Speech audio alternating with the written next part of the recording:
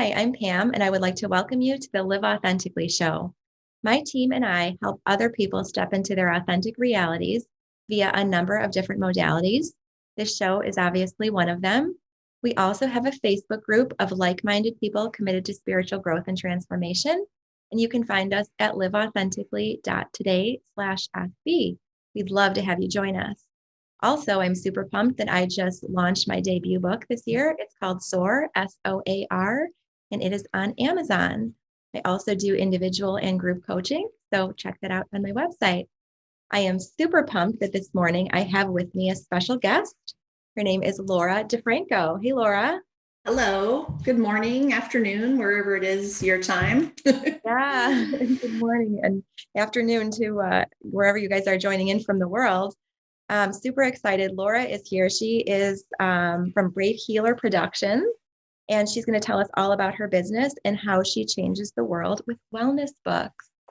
So I'm super excited to hear all about that. I know that you're an author many times over, bestseller, all of that good stuff, and super excited to hear about that. But before we get into that, I always start my show off with the same questions for all of my guests. Are you ready? Ready. Drum roll. How do you live authentically every day? Mm.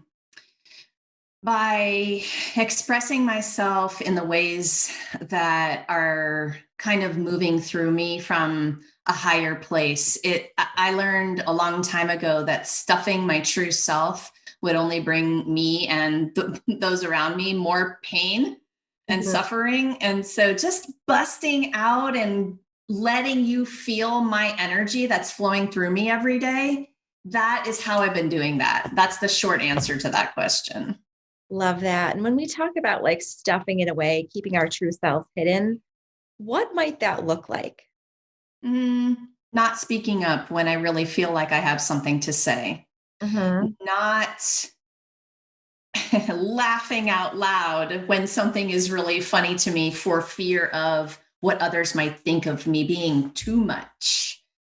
And I think that's a couple of ways that looks. No one's going to be helped by your amazing brilliance unless you're speaking up and letting people understand what's in that head of yours. And I know for a long time, I was afraid of what other people would think, and I wasn't sharing the gifts. So did that answer that question? I don't know. Yeah, absolutely. Okay. So what was the catalyst that launched you into this authentic space? This journey for me has been lifelong, and it wasn't one huge catalyst. It was a small one, and then another, and then another. I mean, I have a 30-year background in holistic physical therapy. And so I really chose healing and self-discovery very early on. Literally 16 years old, I decided I'm going to help other people heal. Wow. Right. Whatever that meant to me then. Right. And I can go back on that timeline and say moments where I felt what I felt. But speaking up about 5 years ago and saying the words, I want a divorce, and actually meaning it, that was a big catalyst. It was scary, and I did it anyway. And I was terrified of what the consequences might be, but I did it anyway because I knew, and I just couldn't hold the pain anymore of not doing what I knew I needed to do to move my life forward. So that was one of them. There have been so many.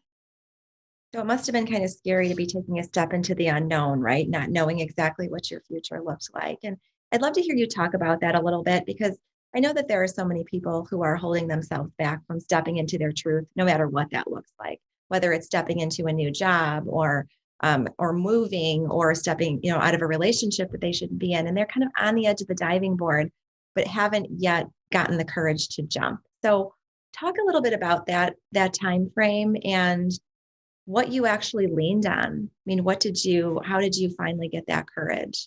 And if you can color that in a little bit. The process was really understanding what I wanted. And, foundationally, I had to understand what I really wanted. So, waking up one day, realizing I had been following all the rules everyone else told me I should do to make me happy. And I was sitting in the middle of all of the check marks, had checked off all of the boxes, and I was feeling not happy.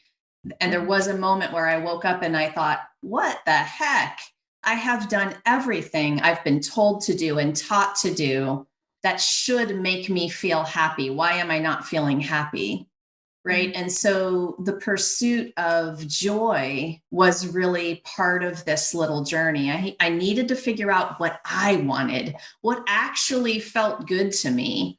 And there was a day where I asked myself that question and realized I had no clue. I had no clue what I really wanted because I had just been running around following everyone else's orders about it.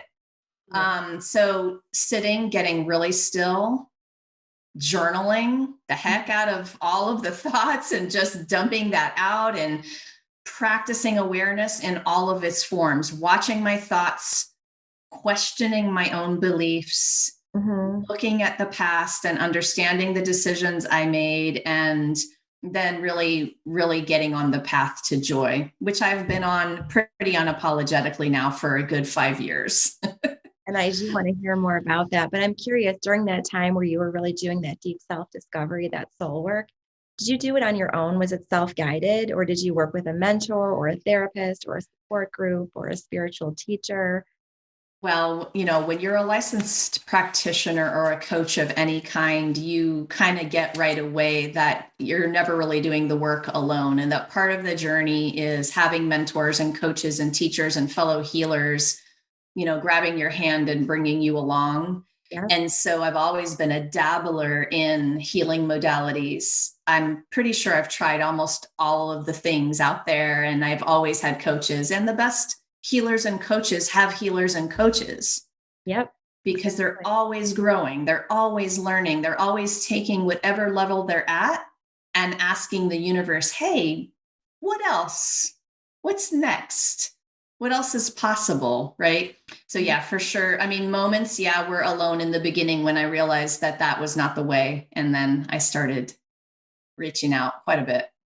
I love that you said that. And I'd like to echo that too, as some of the greatest, teachers, healers in the world. I mean, we all reach out. We all reach out for help. And that's how this is done.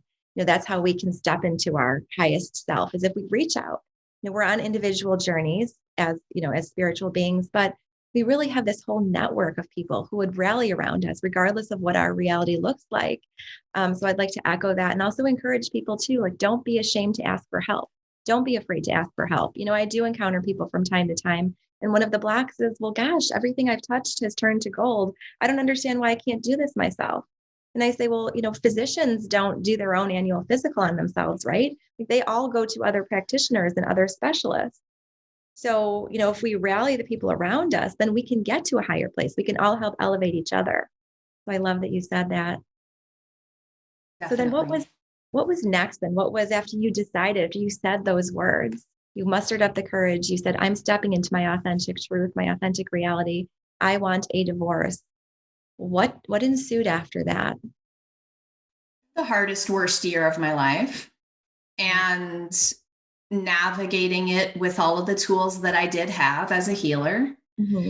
Some days better than others, reaching out when I needed help, and moving through the technical steps I knew I needed to move through to just get past, some of the hardest spots. And then it was a slow unwinding and release into all of the things I dreamed of and craved and wanted more of in my life. And had already been attracting, so that's really what came next. And people talk about divorce a lot, and they talk about it being, the worst year ever. I think if I hadn't had a couple of really good people around me to reach out to on a regular basis, and if I hadn't had the tools that I know, it would have been much, much harder. So if you're listening and you're like, I have no one around me, I have no tools, listen, there are tools and there are people, and including the two that you're staring at, so there are people out there who will help, even though you think you have nobody around you. So that was key for me. But that's what happened. I had to move through that year. What was the toughest moment of that year and how did you get through it? I moved 2 miles away from my home that I worked in Mhm. because he refused to move out during the separation. So the very worst thing for me was realizing I had to leave at the end of the day, my house where my kids were and where I worked, to go sleep in a studio 2 miles away and then come back at 5 in the morning to take care of my kids and my work. And the moment when my daughter called me in tears, asking me to please come get her, that was the worst moment that year. And I went and got her, and she slept on the futon with me in the one room studio. And we had a talk about everything. But I think the reason that was the worst moment was because my worst fear of asking for the divorce was that I would wreck my kids. Mhm. And in reality, what you're doing by modeling in that particular way is you're teaching your kids how to move toward joy. It's just that in the moment, it does not feel like that. Mhm. You know this. Um, so I had to really do a lot of work around what I was modeling. And I knew I wanted to model bigger love, bigger love. Right. And that was a kind of a Yeah. deal breaker moment for me with that whole deal, that whole year, is I knew that that we as a couple were not modeling that. Mhm. And there was a moment where I'm like, no, I can't do this one more day. I can't teach them this, what we are teaching them, for one more day. I have to be able to show them, so Yeah. yeah, I know And that you get it.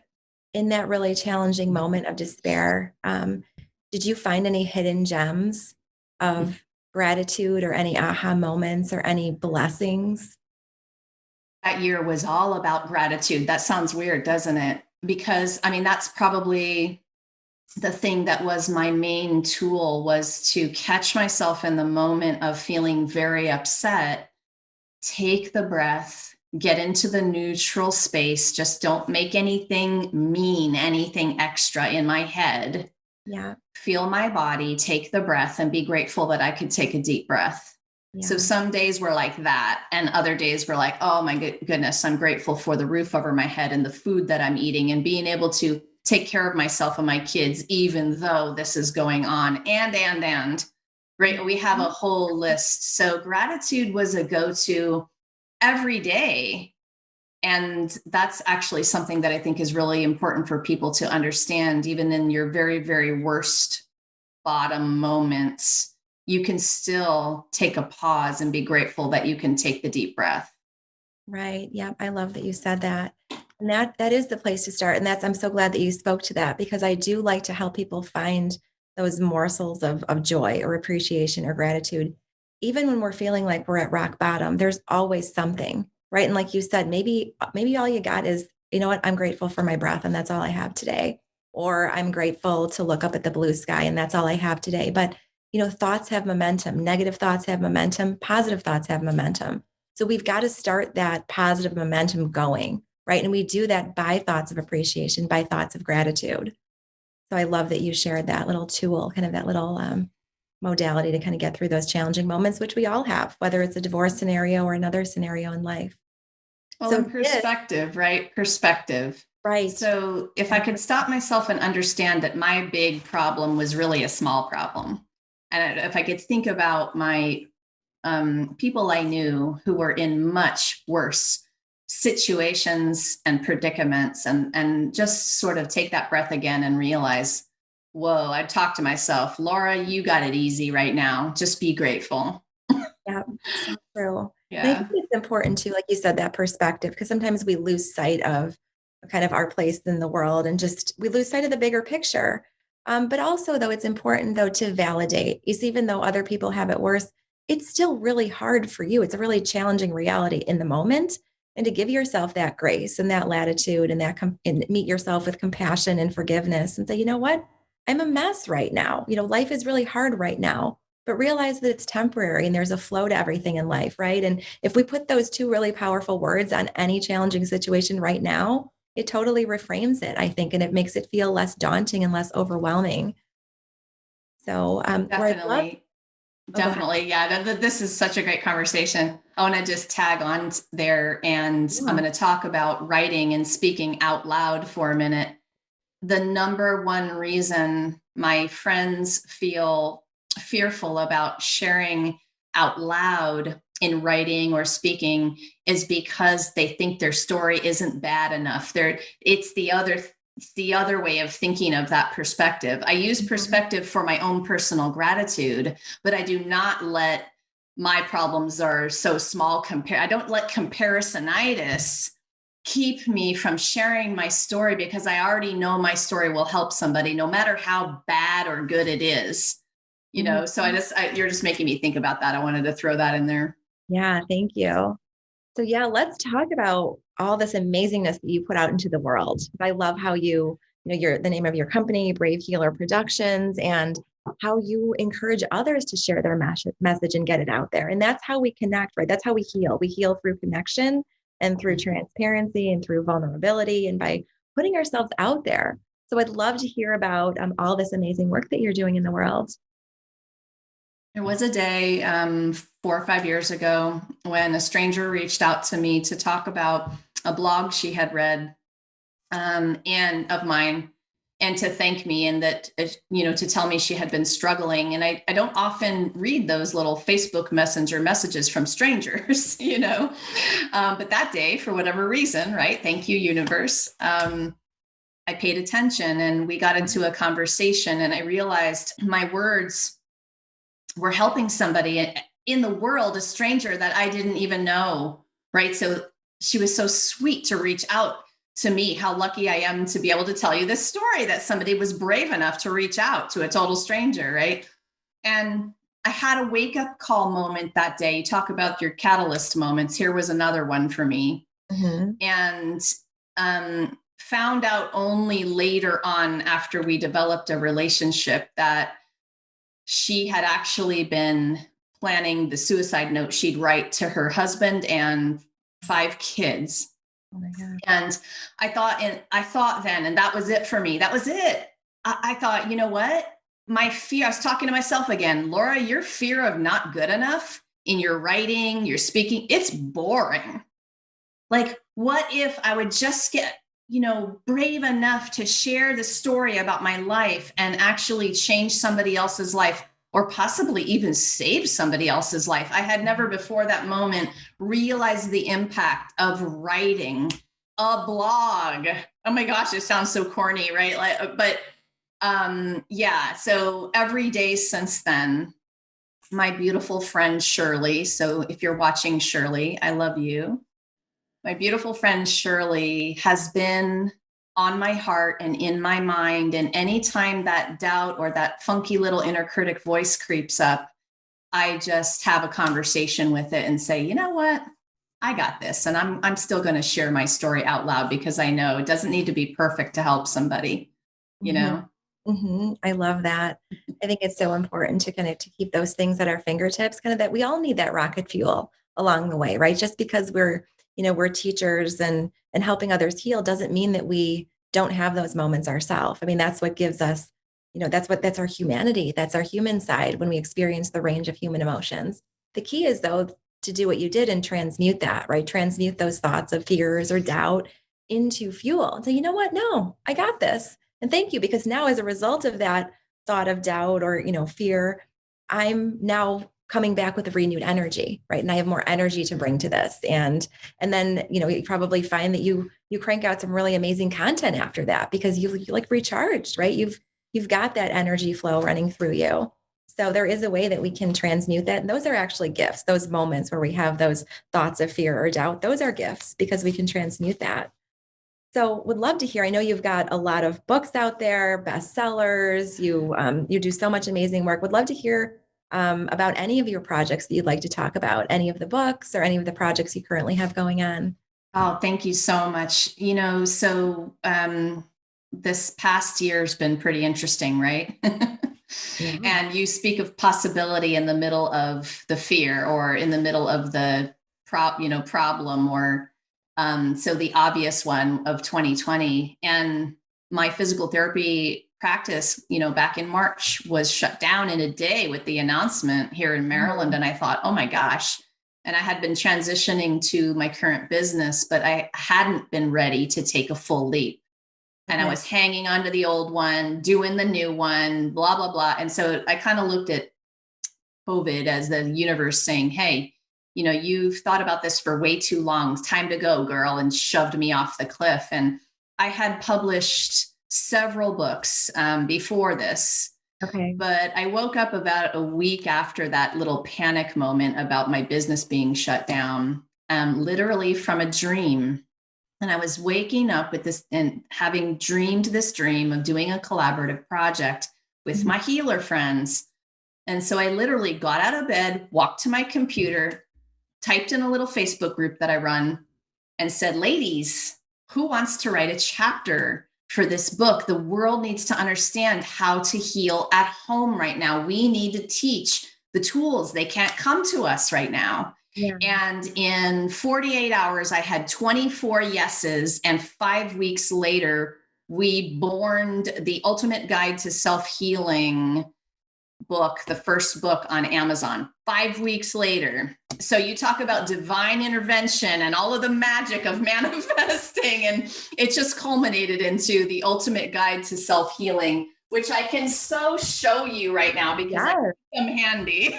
Oh, wow. I love that. This was the first one. And through 2020, we actually published volume 2 and volume 3, and volume 4 is about to launch the first week of March. Wow. That is amazing. That's not even like earthly time. That's like quantum time right there. Exactly. And I'm just pinching myself, but really, I'm also very proud of myself for following the breadcrumbs and listening to the messages and not being afraid to jump with 2 feet when the universe was telling me, jump with 2 feet. Now's the time, right? Right. So here I am publishing books now. I love that. And I'd love to hear you talk too about that, like that nanosecond that, like you said, the universe was saying, jump. That's where the sweet spot is. I mean, that is like the place where I act from when I get an idea. Like I make a decision if it feels right. It's that making a decision from an aligned place, that law of inspired action. You just take action from that place. So I'd love to hear you talk a little bit about that, because I think that takes some time. That takes some time to cultivate that courage to operate in that space, to say, again, this feels really risky. I feel like I'm just jumping out of an airplane and I hope my parachute's going to open, but can you talk a little bit about that? Because I think that there is magic in that sweet spot. Well, what I call it purpose-driven fear. And the problem with purpose-driven fear is that it feels just like the usual kind of fear. It's visceral and sickening, except for it's exciting at the same time. And so when you start to differentiate it and you begin to know it, and then you befriend it, and then you have way more fun with your purpose-driven fear, it's the compass. But you have to get there to, first of all, giving yourself permission to feel everything, because it's a feeling practice. And the only way you discern is to know the different feelings and sort of what they mean inside you. And because this feels so much like that, not so great kind of survival fear, it really knocks people off track a lot of the times. They don't know to take that risk because it just feels too scary. But I've come to know that the excitement factor in it is part of how you discern it. Mm-hmm. And the thing that happens where it just keeps coming up for you. So if it's habitually coming up and over again, it's like saying, hey, pay attention, Yeah. So that was another thing for me, like just, oh, here you are again. Okay, I better pay attention now. I love that. And that paying attention, the universe is always talking with us, right? It's always sending us signs and signals and different forms of communication. It could be in the form of a song lyric. It could be in the form of, a phrase on a billboard. It could be a message, a message from somebody a perfect stranger like you received. So it's so important to pay attention to those messages and ask yourself, what meaning does this have for me? Because the universe really is trying to reach us. Like you said, when we start seeing patterning, when we start seeing things happen over and over and over again, it's really trying to get our attention. Yeah. I have a lot of those kinds of different things, but the very number one thing for me is the big, big birds show up. So hawk.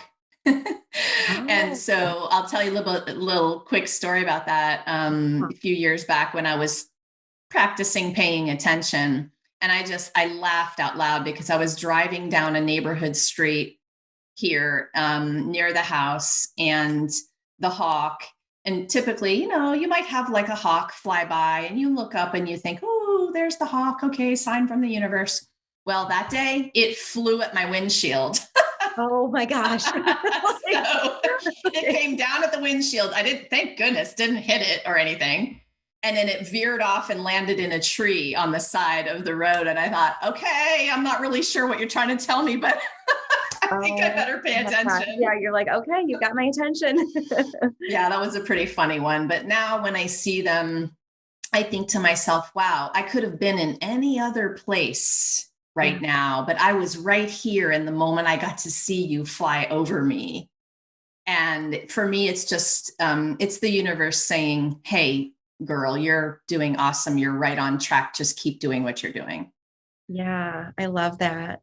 So what were some of the topics I'm curious about the books that you published this year? So did each of the Oh my chapters goodness. have a different topic? Was it a Yes. different healing modality? Can you give us just a Yeah. little teaser, a little sample as to what's in the book? Oh, would love to. These authors are freaking amazing, first of all. They're all expert healers and they all work with all kinds of different modalities. So self healing can be mind, body, and soul, right? Mhm.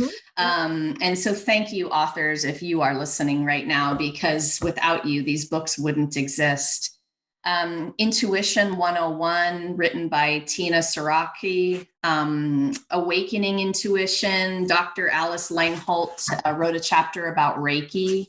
Mhm. And we have Simple Meditation by Dr. Shelley Astroff. And I'll give you a couple more. Toning by Sharon Karn. If you've learned about the way that you use your voice in a tone and how that immediately changes your entire body vibration. And Mhm. we have tapping and guided imagery and mindful eating and just about every other topic you could imagine in these books. Oh, I love that. I love that. Yeah. It really does touch on a lot of different ones. Love to dive into intuition because we talked about, feeling, getting into that space where you can feel and you can discern the different types of fear and, which ones to act from, et cetera. So intuition, at least from my personal experience, is not something that's cultivated in our society. It's more about like get up and go and do and produce. And, it's hard to get in touch with our feelings because we are so busy and so distracted and going a million miles an hour. Yeah. So, what are some words of wisdom that you have around starting kind of an intuition practice? How can people start to get in touch with their intuition and to hear their heart whisper and their soul speak? For me, it's the first step is feeling your body, getting into your body, literally grounding and centering and asking yourself, all right, what do I feel right now? So sometimes you do have to close your eyes and get the visuals out of it for a moment and take the breath and just feeling your breath coming in and out, quieting the mind that's on top of all of that, that's Mhm. got that chatter going on, right? So intuition coming through in sensation. And, messages come through for different people in many different ways. Mhm. People have full on channeled discussions with the universe that they can actually hear. Other people see the vision and that's how they see it. And other people just know, right? And I'm not saying those terms for what this is, clair conscience and clair, yeah, because that confuses people. I want you to know that the message is coming through all the time. You just have to stop and get still and pay attention to what you feel. And that's a practice. And you will get better and better and better at it. But for me, it was getting still, feeling, and then I added journaling. I love that. And And that so was powerful. did you use certain journal prompts or was it stream of consciousness journaling? Yeah, there's a lot of ways to call that free writing, intuitive writing, connected writing. I would just allow myself to write whatever was there for as long as I needed to. And best homework I ever got with journaling was write a page and a half, whether you think you have anything to write about or not. Because once you get going, you'll notice that it moves through. So I write to Feng Shui my soul, to clear the space so that the other cool channeled stuff can move through in the space I created. Oh, Because I if love you're that. cluttered inside, you got to get rid of some of that first. What is that? The Louise Hay quote here is, to clean house, you have to first see the dirt. So you have to be aware first, right? You have to understand that it's there, that you're feeling it, that you're thinking it, and then you can clean it out.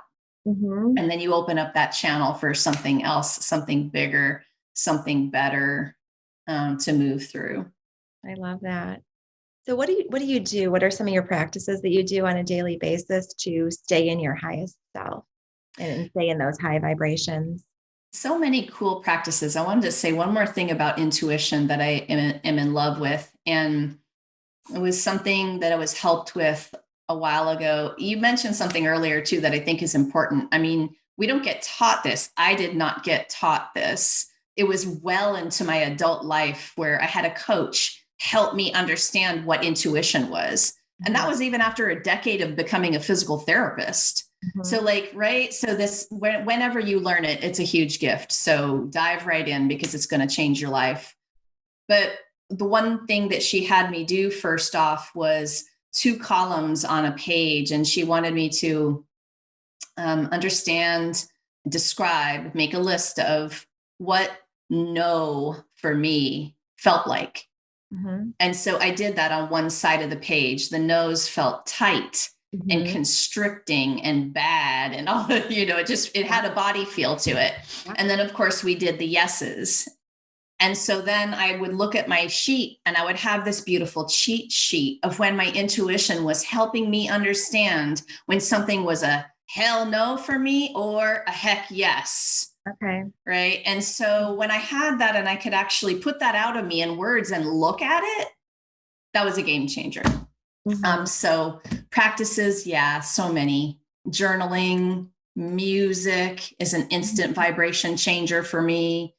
And the year that was the bad year for me, any other Abraham Hicks fans in the house? Esther Hicks. So I relied on her Pure Joy YouTube channel almost every day when I would catch myself in the pit. And I would just say, listen, go turn her on. She's gonna flip your switches. She calls it a pivot, right? Mm-hmm. She's gonna flip your switch immediately. And it would happen every time. So yeah, that was one of the practices I used. I love that. I used her a lot or listened to her a lot during my divorce. I feel like whatever the topic was, she could reframe it, and she helps me to see that life is happening for me, not to me. So she does an amazing job of keeping you out of that victim mindset. It almost isn't even a fleeting thought anymore to go in that victim mindset. You Yeah. just stay in that space of growth and expansion. And it almost she has such a way of making really distasteful, unpleasant topics almost feel like inviting and exciting. It's like, Yes. oh yeah, I get to, wow, that is a really cool way to look at betrayal or whatever. And you see how it's actually happening for you. So I'd Yes. encourage any of you who aren't familiar with Abraham Hicks to Google her and take a listen. So I love Definitely. this whole idea of healing. It's such a broad area. I mean, I think it's obviously very much needed in the world now. And I do talk about it a little bit in one of the last chapters of my book about how this world is in need of healing and how we can all be healers of each other. I firmly believe that we don't have to be in the official role of a healer to help heal the world and help heal others. So, what are some ideas that you have for our viewers and listeners for them to step into their role as a healer, not necessarily in the way of a formal profession, but what are things we can all do on a daily basis to partake in universal healing? Everyone is a healer, whether you think it or not, because it's how you're showing up in the world and taking responsibility for the energy that you are emitting and practicing and keeping. So whether or not you lay hands on someone or don't, whether you might be a banker, but if you show up and take responsibility. You know, somebody I interviewed recently, we're talking about the subject of happiness. And he was saying it's a sacred responsibility to be and do happy in the world, because that means for yourself, because that means you are creating it in the world, even if you're creating it for yourself alone. Right. So everyone is either showing up with a higher vibration kind of energy or not. And that's about awareness, which we've been talking about this whole time. Right. So you can be a healing presence. You can hold a healing space for another human by grounding and centering yourself and just being fully present as they speak. It is that simple. Yeah. Yeah. And powerful. I love that. Yeah. Thank you for sharing in so many ways, listening and kind gestures and, just so many different ways of reaching out, smiling at a perfect stranger, complimenting someone. I mean, such simple things, but I think there are things that we often lose sight of. And it's okay. We all kind of lapse into those modes, but sometimes we just need a little reminder. And it's amazing how energy shifts, right? I mean, even if you're dealing with someone who's being challenging, if you just give a compliment or show some gesture that you can come from love, it really does shift the energy in a powerful way. Yeah, no doubt. It moves you out of your own mind in thinking of what is happening outside of you and the other people who are around you. It is a energy shifter right there. That little bit of awareness that you're talking about, like, oh, okay, things are just, they suck today. And yeah, it just is a bad day. And I'm still going to smile when I walk down the street because these people coming across my path, right? They could benefit from that, right? And it's just an instant shifter if you practice it that way. Right, absolutely. So, what's on the horizon next for you? I know you always have lots of projects going on, so I'm excited to hear what's next for you. Oh, thank you. I run a couple different kinds of signature programs through the year. One is a 3-month book writing program that's going to be coming up in the late spring. And so if you want to write your book the Brave Healer way, which is really connecting to your authentic truth and moving through those beautiful words that are coming from that higher source, that's what we do in that book writing program. And the collaborative books, they're going to be more. So our volume 5 application is open and waiting for people who want to write a chapter for the ultimate guide to self-healing. And I have so many things going on. I could talk about those things all day, so I'll leave it at those two. Okay, sounds good. Well, thank you so much for sharing that. If people would like to get in touch with you directly, what's the best way for them to do that? Yeah, please send me an email, bewarriorlove@gmail.com. And of course, bravehealer.com. You can contact me through the website as well. Great. Thank you. Well, I have so enjoyed our discussion today. Thank you so much for being here and sharing all of your wisdom with everyone. Oh, thank you very much. I have as well. And you can have conversations about these topics. That changes the world right there. So those are the brave words. Thank you for helping me do that. Thank you for being here. And to all of our viewers and listeners, thank you. As you know by now, I believe that time is a choice. And I'm grateful that you have chosen to be here to listen to everything Laura has had to share with us today. So I invite you again to join our Facebook group, liveauthentically.today/FB, and check out our books and grab a copy for yourself so you can continue your self-healing journey. Thank you, everyone, and have a great day.